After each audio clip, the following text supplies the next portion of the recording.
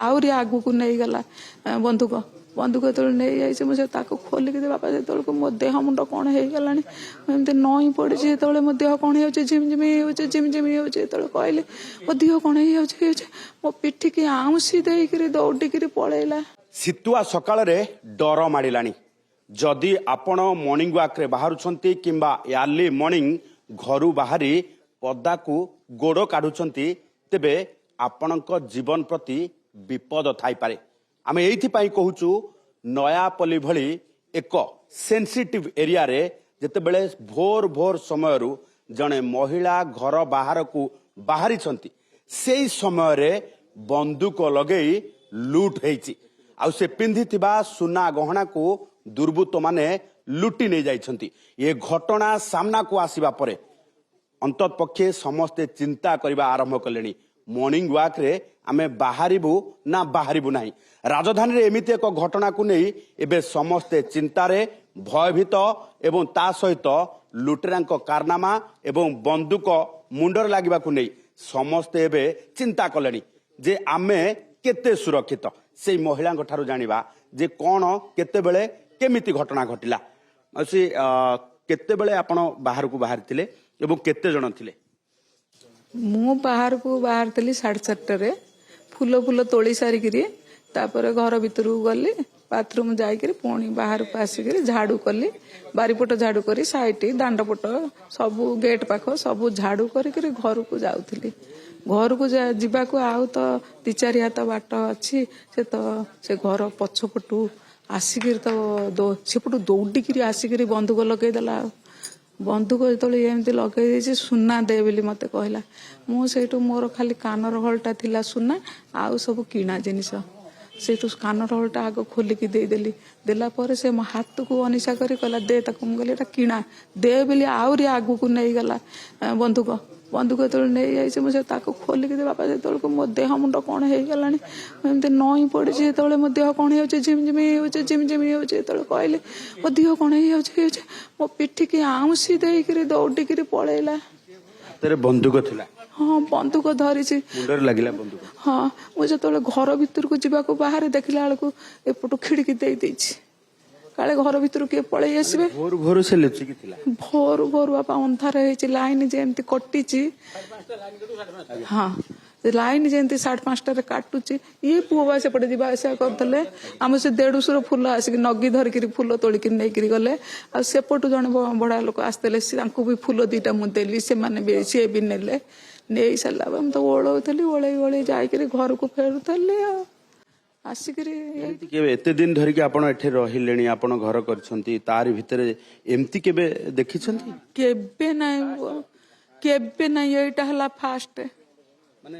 एबे कहउतले जे सुना गहना चली जाई तार किछ बड़ कथा न किंतु बंदूक देखिकी बंदूक देखी बाबा मो देह मुंड कले मो देह पूरा वीक हो जाइछि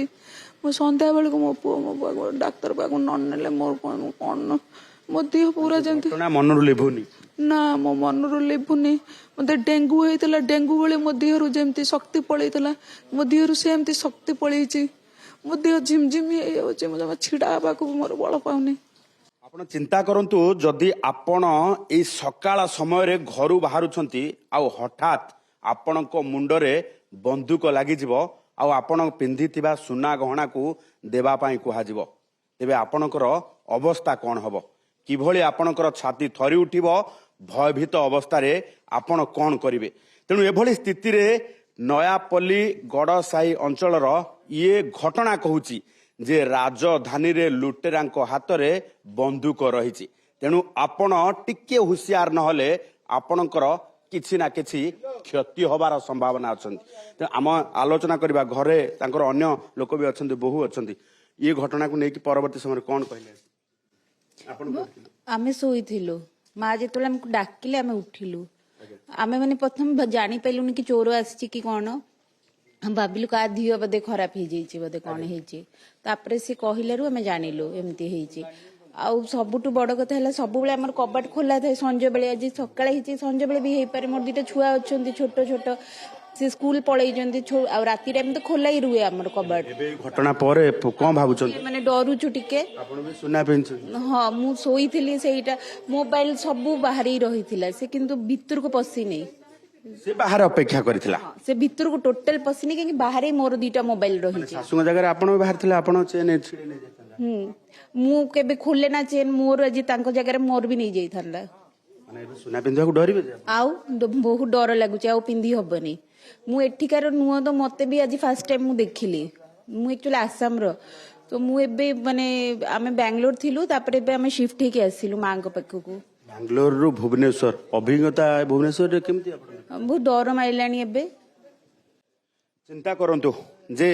ଇଏ ବହୁ ମଧ୍ୟ ସୁନା ଗହଣା ପିନ୍ଧିଛନ୍ତି କିନ୍ତୁ ଏ ଘଟଣା ପରେ ସୁନା ଗହଣା ପିନ୍ଧିବାକୁ ଡର ଲାଗୁଛି କଣ କହୁ बहुत डर लगुचे मु जियो टाइम रो पिंधि मोर केबे मु एमती देखिनी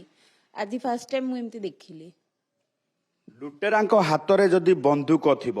ଆଉ ଆପଣ ସୁନା ଗହଣା ପିନ୍ଧିଥିବେ ଆପଣଙ୍କ ମୁଣ୍ଡରେ ଯଦି ବନ୍ଧୁକ ଲାଗିଯିବ